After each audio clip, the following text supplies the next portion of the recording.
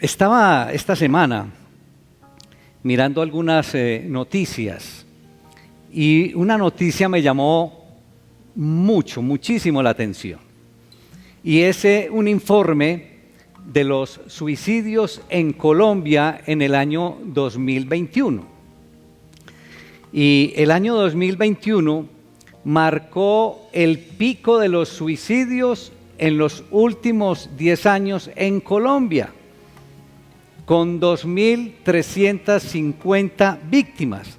Esto lo revelan las cifras preliminares de Medicina Legal con corte en el mes de noviembre del año 2021. Es una cifra preocupante de suicidios. Y hasta ese mes de noviembre, dicha causa de muerte había afectado a 335 personas en el rango de edad de 20 a 24 años. Eso es una cifra alarmante. Yo no sé qué piensan ustedes, porque miren los jóvenes de 20 a 24 años en este tema.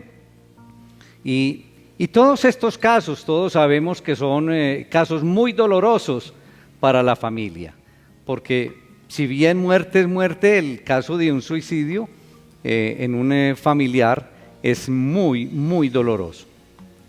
Ahora, ¿cuáles son los motivos para el suicidio? Y creo que estos motivos no pueden simplificarse.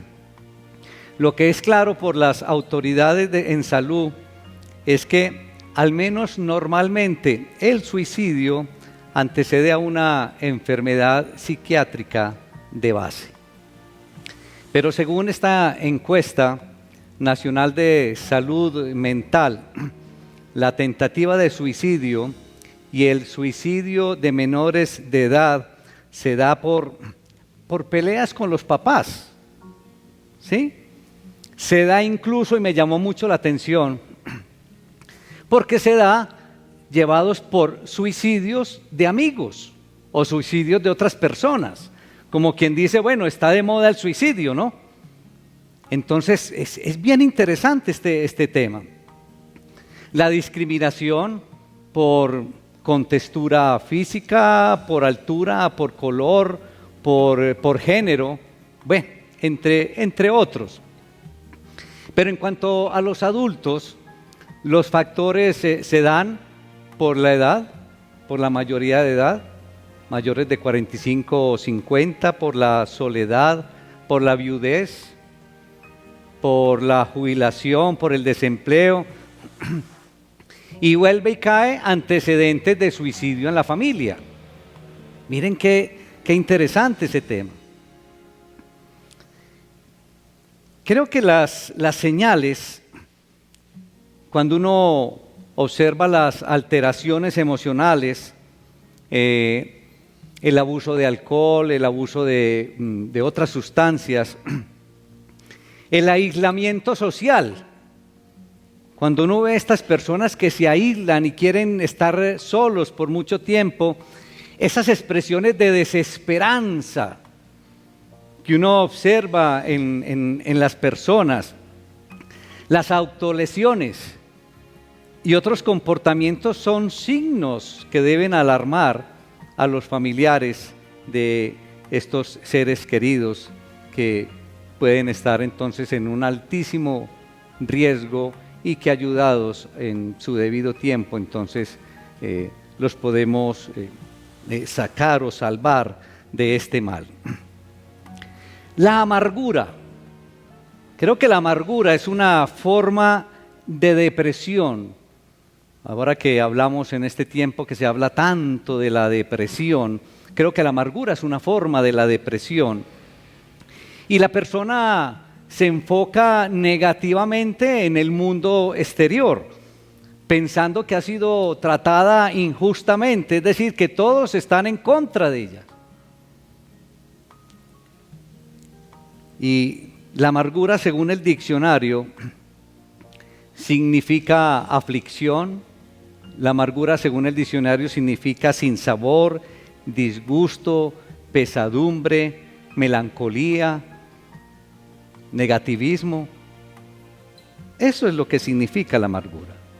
Pero muchas veces la amargura es el resultado de un resentimiento o de un problema de tiempo atrás, de un problema del pasado, resentimiento o problema que no tuvo solución o que no fue solucionado. Y debemos aceptarlo, que quizás muchos de nosotros arrastramos raíces de amarguras. Y el Señor nos regala hoy una palabra con este tema maravilloso planteado inicialmente. Por eso los invito, hermanos, para que abran sus Biblias en el libro de Hebreos, capítulo 12.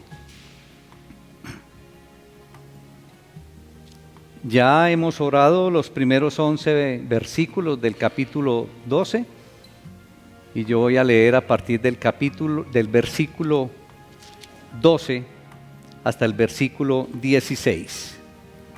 Leo la palabra en el nombre del Padre, del Hijo y del Espíritu Santo. Le ruego ponerse en pie porque vamos a escuchar palabra de Dios. Por lo cual, levantad las manos caídas y las rodillas paralizadas, y haced sendas derechas para vuestros pies, para que lo cojo no se salga del camino, sino que sea sanado. Seguid la paz con todos y la santidad, sin la cual nadie verá al Señor.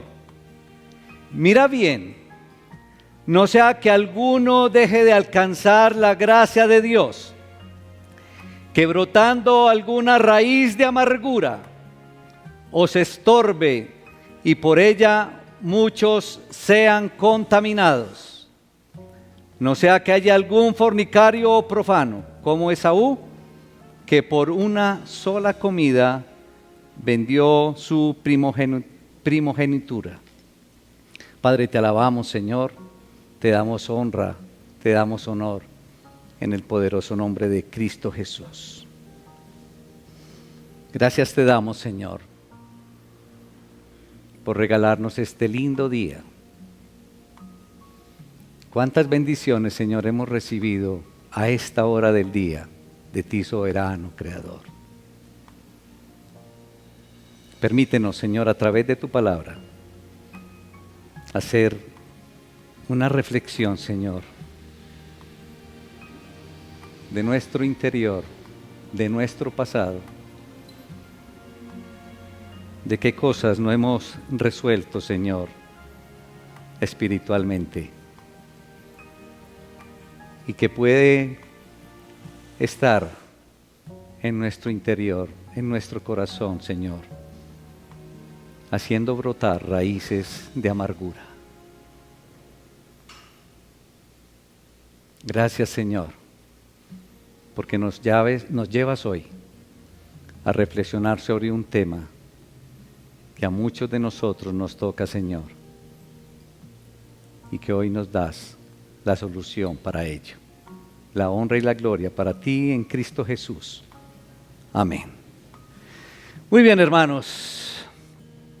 Creo que el Señor con una porción que nos entrega, con la porción que nos entrega hoy, nos está indicando cómo erradicar la amargura en nuestras vidas. Cómo erradicar la raíz de amargura. Y viene el autor del libro de Hebreos en este capítulo 12, compara nuestra vida cristiana con una carrera, ahí en el versículo 1 y 2 que lo oramos inicialmente, o más bien lo compara con una maratón, nuestra vida cristiana. Y si entendemos el propósito de todos los problemas o de todos los conflictos que enfrentamos como parte de la disciplina de Dios, de igual manera que nuestros padres nos disciplinaron, pero de igual manera que nosotros disciplinamos a nuestros hijos, entonces nosotros hoy debemos recapacitar y debemos continuar en la carrera con fuerzas renovadas, hermanos. ¿Y qué mejor momento para hablar de fuerzas renovadas y de animarnos en continuar nuestro caminar cristiano que en este inicio de año? En una carrera larga, ¿qué pasa con nuestras manos? En una carrera larga, ¿qué pasa con nuestras rodillas? Se vuelven débiles, se cansan. ¿Y qué le pasa al atleta? Puede flaquear. ¿Y qué quisiera hacer el atleta entonces cuando está cansado, cuando siente sus manos temblorosas y sus rodillas débiles? ¿Qué piensa? Tirar la toalla. ¿Y qué nos dice el Señor? Que no, que hay que enderezarlas y que no hay que ceder a la fatiga, que hay que perseverar y que hay que terminar la carrera, hermanos. Ahora, ¿de qué carrera estamos hablando? De la carrera cristiana, de nuestra carrera cristiana. No podemos flaquear en ella, tenemos que perseverar. Y el autor aquí de Hebreos cita la exhortación que encontramos en Isaías capítulo 35 versículo 3. Isaías 35. Y dice: fortalezcan las manos débiles, afirmen las rodillas temblorosas, digan a los de corazón temeroso, sean fuertes, no tengan miedo. Es una belleza esa porción de Isaías, dando ánimo. Y esa porción de Isaías 35 concuerda con la figura de la carrera expresada por el autor aquí en Hebreos 12, versículos 1 y 2. Concuerda totalmente. Pero nos coloca un reto grande y un reto hermoso. Y nos dice: fijemos la mirada en Jesús, el iniciador y perfeccionador de la fe, quien por el gozo que le esperaba soportó la cruz. Qué belleza este versículo. Créame que toda la noche lo tuve. ¿No les parece? Ustedes reflexionen en este versículo y es sencillamente espectacular.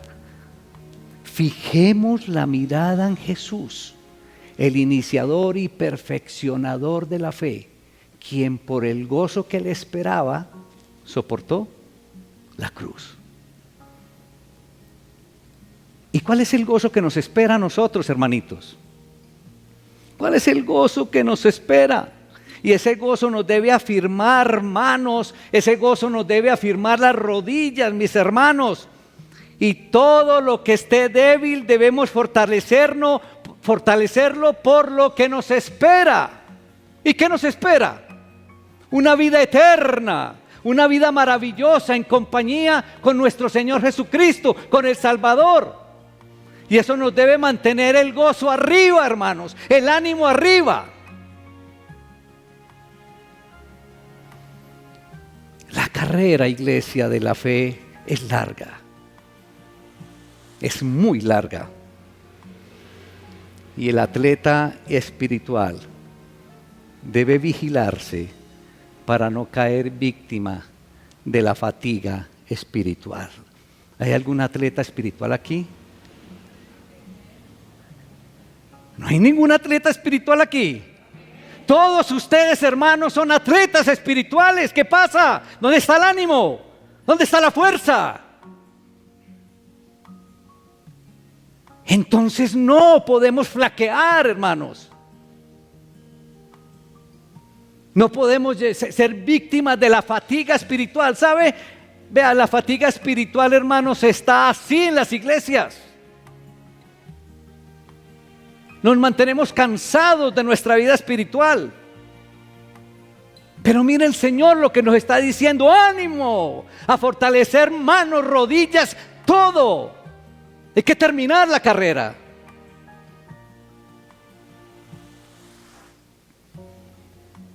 Si siente, hermanito y hermanita, que sus brazos están perdiendo fuerza, si siente que sus rodillas están temblando y que pueden doblarse y que pueden dejar caer su cuerpo, si siente que sus pies ya no pueden seguir en línea recta, entonces no debe retirarse, hermanito. No debe desanimarse, sino que debe pedirle a Dios fuerzas renovadas. ¿Alguien dice amén? Eso es lo que debemos hacer. Entonces el llamado, hermanitos, es a no claudicar. El llamado es a no tirar la toalla. El llamado es a no retirarnos. El llamado es a seguir adelante, hermanos. A continuar con ánimo y con gozo, pensando en lo que nos espera. Cuando vemos en ese versículo 13 que se habla del cojo, aquí el cojo se refiere al compañero de carrera. Yo te pregunto, ¿cuál es tu compañero de carrera? Mira para el lado izquierdo, mira para el lado derecho, mira para atrás, mira hacia adelante. Ahí están tus compañeros de carrera, son tus hermanos en la fe, el compañero cristiano. Ese puede ser el cojo. Ahora, algo bien importante, hermanos, que podemos extractar de esta porción de la palabra, es que el cristiano que persevera, el cristiano que se mantiene y renueva sus fuerzas por el poder de Dios, pone un ejemplo para ayudar a los demás hermanos. Con su ejemplo, que tal vez pueden estar más cansados que uno, para que no se salgan de la carrera, para que no se desanimen. ¿Sí me estoy haciendo entender, hermanos? Miren qué tan importante es que su ánimo siempre esté arriba. Porque otros hermanos lo están observando a usted, hermanito y hermanita. Y pueden pasar muchas cosas por lo que aquellos hermanos vean en usted. Nuestra perseverancia en el camino de Dios, el mantenernos firmes en nuestra relación con Dios, saben, no es un asunto individual. Nuestras acciones van a contribuir a la sanidad o nuestras acciones van a contribuir a la desviación por lo que otras personas observan en nosotros. Ahora, reflexione usted, hermano y hermana. ¿Cómo está contribuyendo usted con su manera de ser, con su vida, con sus acciones? ¿Está ayudando a la sanidad de otros o está ayudando al desánimo y a la desviación de otros? ¿Qué está pasando? Es algo. Por este tema decimos que no es un asunto individual nomás. Porque lo que pasa en usted repercute en los demás. Entonces no es solamente como usted está viviendo, como usted está actuando, como usted está hablando, lo que habla, lo que dice y lo que hace. O está ayudando, aportando a la sanidad, o está aportando al desánimo y a la desviación. Ahora, era algo bien importante para resaltar, y es que en una comunidad sana, en una iglesia sana, donde muchos están progresando, pero progresando juntos en el camino de la fe, es más fácil para cada individuo, es más fácil para cada persona que se mantenga en el camino o que regrese después de que haya errado.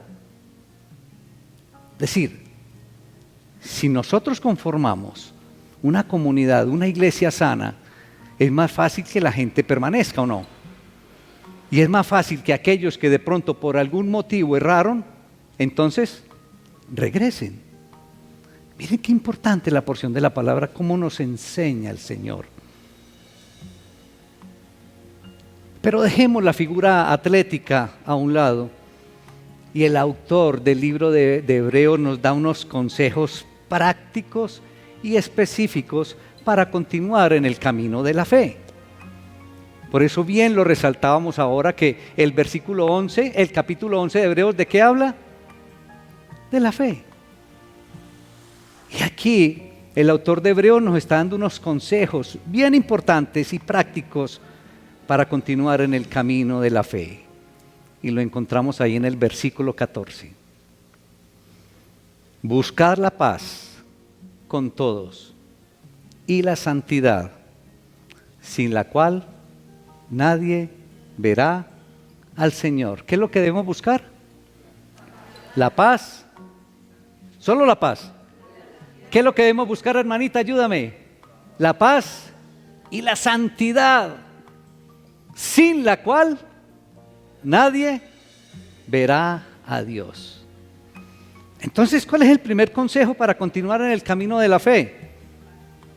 Procurar la paz. Ahora, si ustedes van al versículo 11 de la porción del contexto, el autor presentó la paz como resultado de la perseverancia bajo disciplina. ¿Sí notan ustedes? ¿Perseverancia bajo qué? Bajo la disciplina, que algún hermanito ahorita oró en torno a esa disciplina. Y así como los padres nos disciplinan, ¿qué hace el Señor?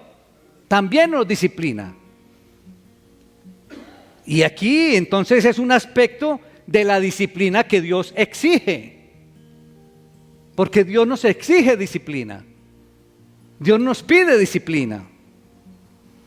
Ahora, la vida cristiana produce tensiones, eso es verdad. Pero debemos procurar que éstas no se conviertan en conflictos personales con los no creyentes que nos rodean o con los que vivimos.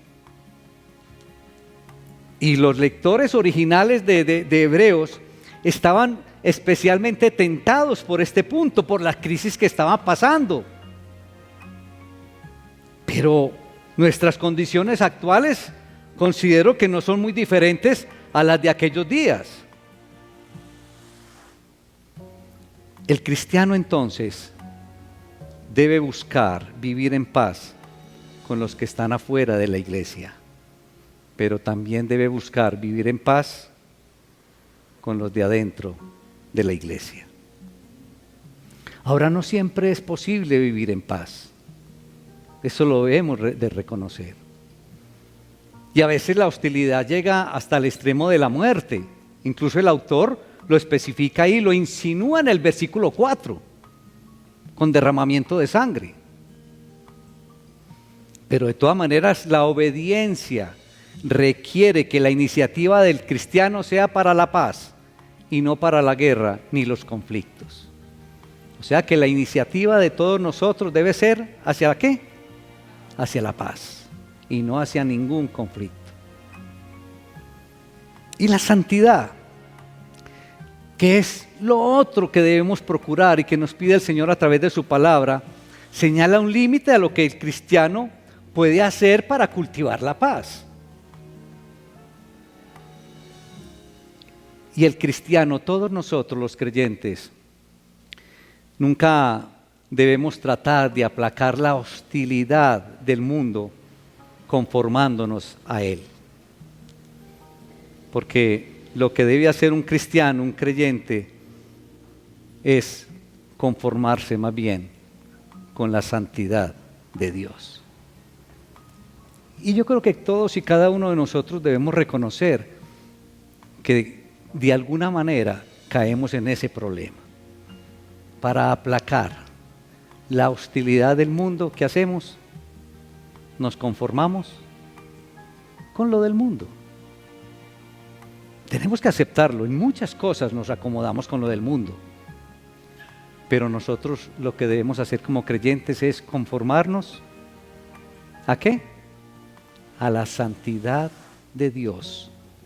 Como dice por allá en el versículo 10 de todo este contexto. Ahora, ¿cuál es la fuente de la santidad cristiana? La santidad del soberano creador. pero nosotros debemos cooperar en practicarla. Debemos hacer algo por hacerla. Hacer algo por hacerla, cae en la redundancia, ¿no? Debemos tratar de cooperar en ella. Y el mismo autor de la fe, Jesús, dijo que sin la santidad no se puede ver a Dios, que la santidad es un requisito para ver a Dios. Nos lo dijo por allá en Mateo, capítulo 5, versículo 8. Y algo bien importante, iglesia, y es que no es posible acercarse a Dios. No es posible que tú te acerques a Dios sin conformarte con el carácter de Dios. Es imposible que te acerques a Dios sin que te adaptes al carácter de Dios. Es imposible que te acerques a Dios sin que aceptes el carácter de Dios. Miren qué interesante esto. Pero lo tienes que llevar a tu corazón. Para acercarte a Dios debes aceptar el carácter de Dios. Conformarte al carácter de Dios. Miren, hermanos, todos nosotros tenemos la capacidad de tomar decisiones propias. Y creo que tomamos decisiones, muchas decisiones en la vida. Es decir, a diario tomamos decisiones. Sin embargo, creo que las decisiones más importantes son aquellas que tienen que ver con el cambio radical en nuestras vidas. Hay decisiones que cambian radicalmente nuestras vidas. Y en esta parte es donde muchas veces esas decisiones equivocadas irremediablemente estropean entonces la vida para siempre. Esta mañana veníamos en el carro y estaba hablando con mi querida suegra y llegamos a un tema de una persona que por decisiones del pasado estropeó totalmente su vida. Entonces nosotros tomamos decisiones que pueden estropear nuestro futuro, que pueden estropear todas nuestras vidas. Miren, nosotros jugamos con las decisiones que tomamos en la vida. Y por consiguiente estamos jugando con nuestra vida. Si jugamos con nuestras decisiones, estamos jugando con nuestra vida, con nuestro futuro. Entonces fácilmente decidimos llevar nuestras vidas o volcar nuestras vidas a las cosas y engaños del mundo, descuidando totalmente, mis hermanos, nuestra salvación. Nosotros jugamos con nuestro futuro, jugamos con lo que nos espera, mis hermanos. Estamos descuidando el vivir de acuerdo a la voluntad de Dios, que trae verdadera vida, porque la voluntad de Dios sí trae una vida verdadera. Hermanitos, este pasaje de Hebreos 12, con todos los capítulos desde el 1, pero haciendo énfasis del versículo 14 al 16, nos presenta varios puntos importantes, interesantes sobre el problema, sobre un problema importante planteado inicialmente.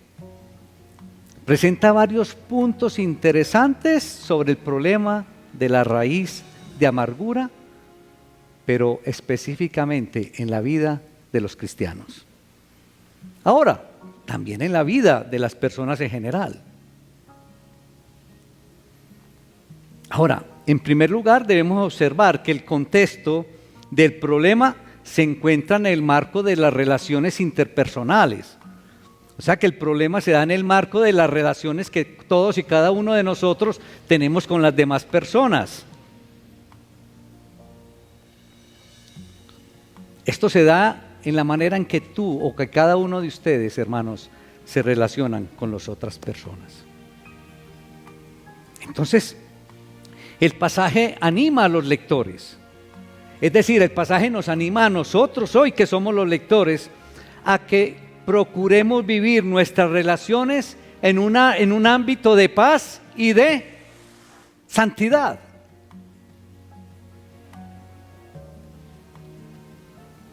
Esto quiere decir llevar la relación, la interacción con las demás personas en una dimensión totalmente diferente a la que usualmente se ve entre las personas que no son creyentes o que no son de la casa de Dios.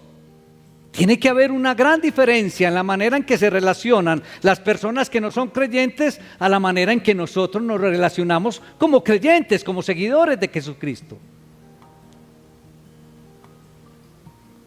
Porque nuestras relaciones deben estar caracterizadas por la pureza y por un bienestar que testifiquen el obrar del Espíritu Santo en cada uno de nosotros. Pero en la manera en que obramos, ¿qué estamos testificando del obrar del Espíritu Santo? Los conflictos, las dificultades, las diferencias, que desafortunadamente siempre nos van a perseguir, siempre nos seguirán, se resuelven siempre dentro de un marco de armonía y dentro de un marco de respeto. No dentro de un marco de conflicto y de guerra. ¿Sí me estoy haciendo entender, hermanos? Ahora, ¿cómo resuelves tus conflictos? ¿Cómo resuelves tus diferencias? Y la palabra de Dios nos dice que dentro de un marco de armonía y de respeto mutuo. Y es justamente con esta perspectiva entonces que se puede entender la advertencia contra la manifestación de la raíz de amargura. Me llama mucho la atención porque es particularmente gráfico el término que usa el autor, raíz de amargura. La raíz de la planta es la parte que no se ve y esa raíz desciende a lugares desconocidos e invisibles para el hombre.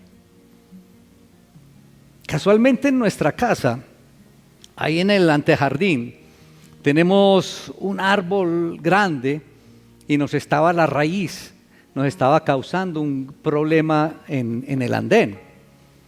Tanto así que tuvimos que demoler el andén, hacer el corte de la raíz que estaba levantando el andén. Eso fue hace unos 2 años. Se volvió a reconstruir el andén, quedó a nivel y ya otra vez esa raíz tiene como 10 centímetros levantado el andén. Porque es que, como decimos, esas raíces se van a algo desconocido.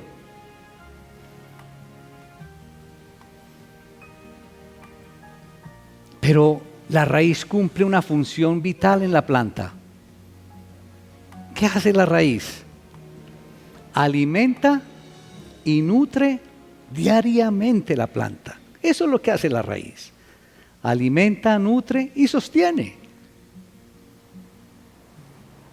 De la misma manera, hermanitos, una raíz de amargura se instala en lugares escondidos de cada uno de nosotros. Una raíz de amargura se instala en lugares oscuros de cada uno de nosotros.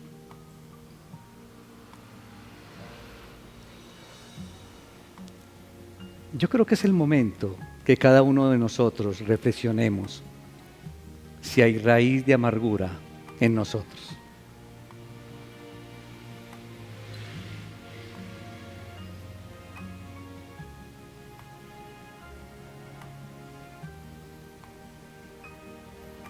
Y es difícil detectar exactamente dónde se ha alojado la raíz de amargura.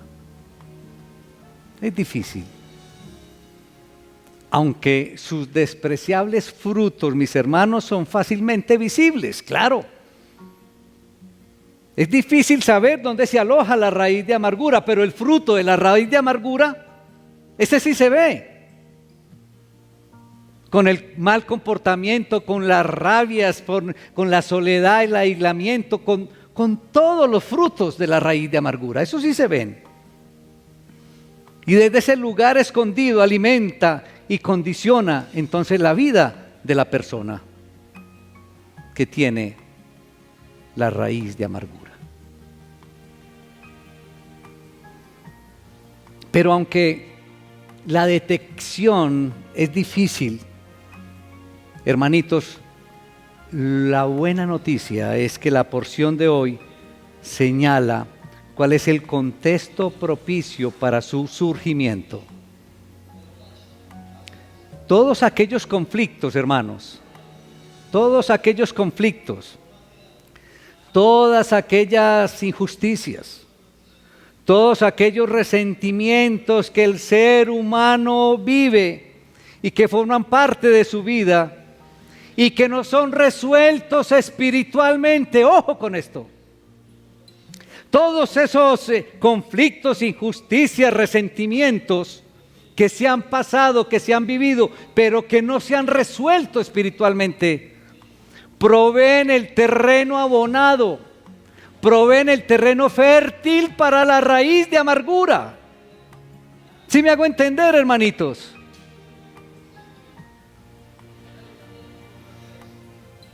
Y su mismo nombre describe la clase de planta que es raíz de amargura.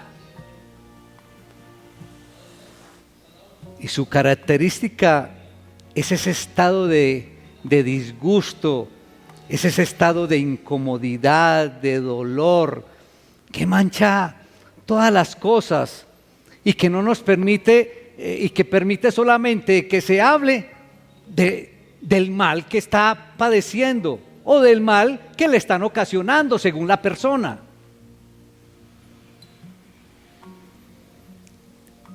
Y entre las víctimas más claras de la raíz de amargura, ¿sabe cuál se encuentra? ¿Cuál es la mayor víctima de la raíz de amargura? El gozo. Otra víctima de la raíz de amargura es la alegría. Otra víctima de la raíz de amargura es la esperanza, porque mata la esperanza, mata el gozo, mata la alegría. La raíz de amargura mata lo relacional, por eso la soledad. La raíz de amargura mata la confianza en sí mismo. ¿Sabe cuántas cosas mata la raíz de amargura? Pero la otra buena noticia, hermanos, es que la porción de la palabra nos da el antídoto. La porción de la palabra nos da el remedio para combatir este mal tan dañino. La solución a esa influencia tan negativa es la gracia de Dios, iglesia. Ese es el remedio. La solución es alcanzar la gracia de Dios. Por esta razón es que el Señor nos anima a que ninguno deje de alcanzar la gracia de Dios.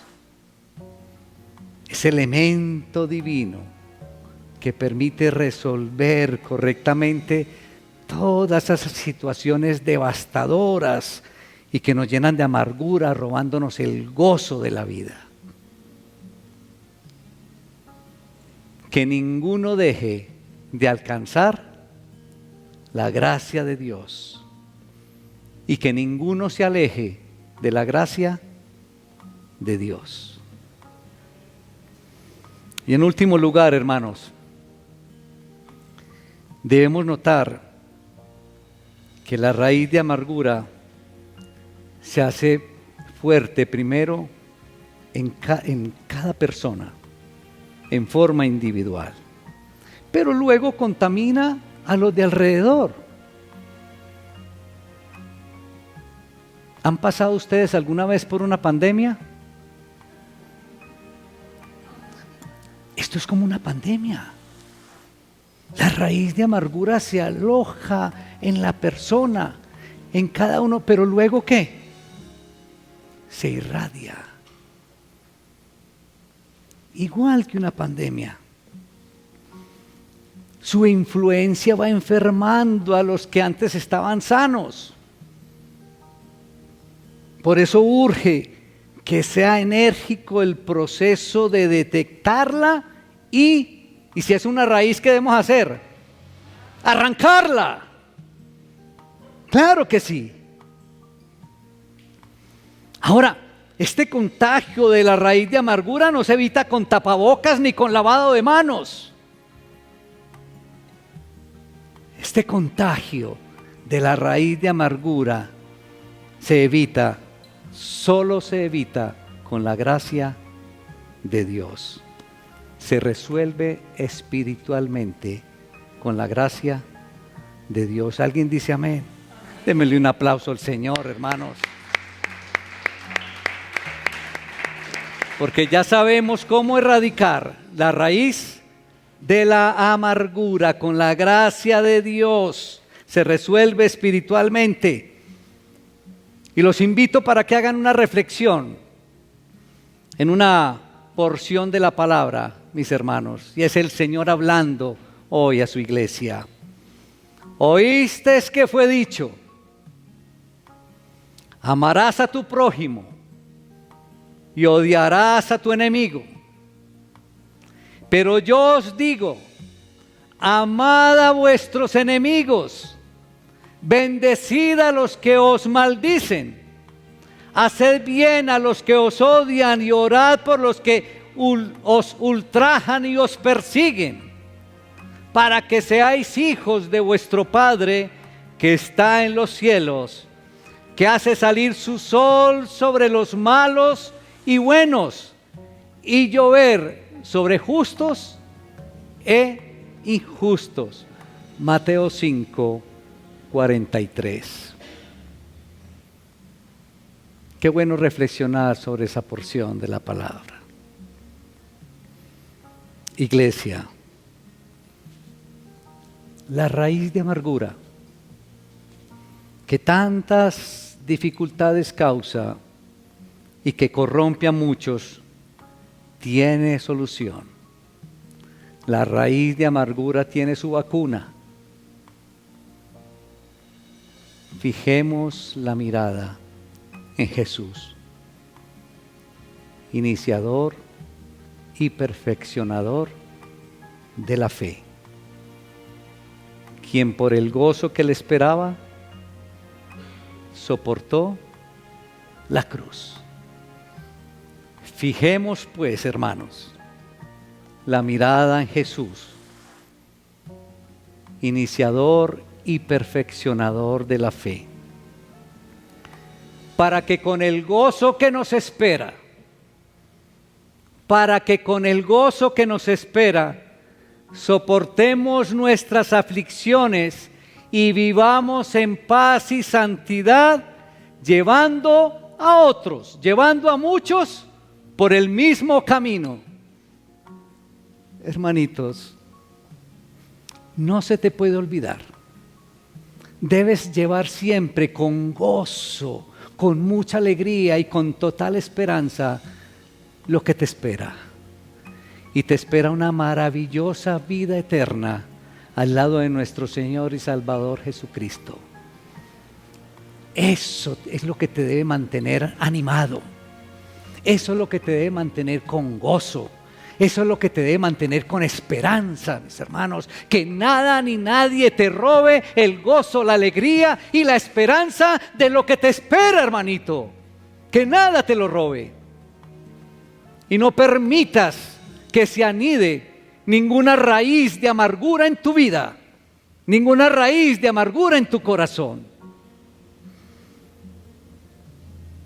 Porque esa raíz de amargura solo hace daño inicialmente a nosotros mismos, pero también le hace daño a todos los que nos rodean. Asegúrate pues, hermanito y hermanita,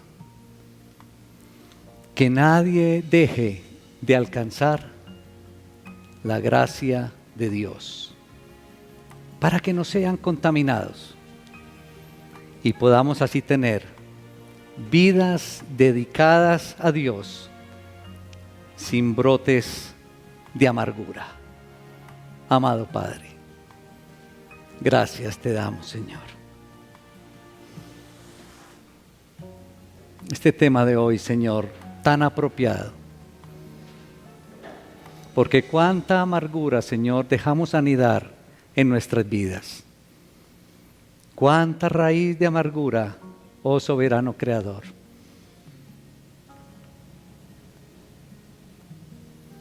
Te damos gracias, Señor, porque en ti encontramos la solución a este mal. Te alabamos, Señor. Ayúdanos, Señor, en este caminar cristiano a buscar la paz y la santidad, porque queremos verte, porque queremos compartir, Señor, aquello que nos espera y que nos llena y nos mantiene de gozo y esperanza. Eres grande y maravilloso, oh soberano Creador. Te damos todo honor y toda la gloria en el poderoso nombre de Cristo Jesús. Amén.